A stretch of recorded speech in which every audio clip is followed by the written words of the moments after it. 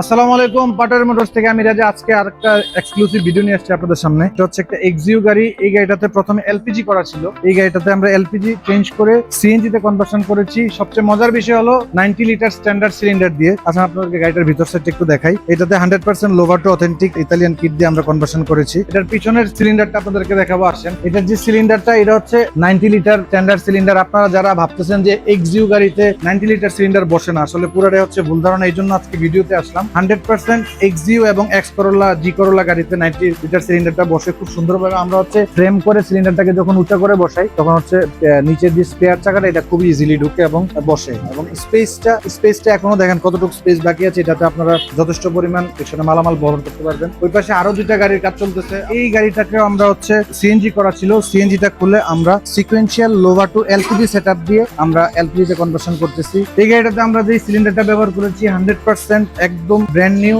এই যে 2026 থেকে 2036 সাল পর্যন্ত যে এলপিজি সিলিন্ডারটা দেখেন, গাড়ির সিলিন্ডারটা কতটুকু পিছনে বসানো হয়েছে। তো এই পিছনে বসানোর রিজন একটাই, যেন কাস্টমার পিছনের বুট স্পেসটা ভালোভাবে ইউজ করতে পারে এবং মালামাল ঠিকঠাক মতো নিতে পারে। এই যে একটা আনরেজিস্টার্ড কার দেখেন, গাড়িটার এখনো নাম্বার হয় নাই।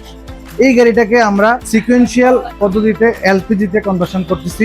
পিএম লোগো ব্র্যান্ডিং করা আমাদের টমাসিটি অ্যাকচুয়ালি মালামাল দিয়ে আমরা হচ্ছে এলপিজি তে কনভার্সন করতেছি। তো আপনারা যারাই হচ্ছে এলপিজি করার জন্য ভালো এবং রিলায়েবল এবং ট্রাস্টেড প্রতিষ্ঠান খুঁজছেন, নিঃসন্দেহে পাটারি মোটরস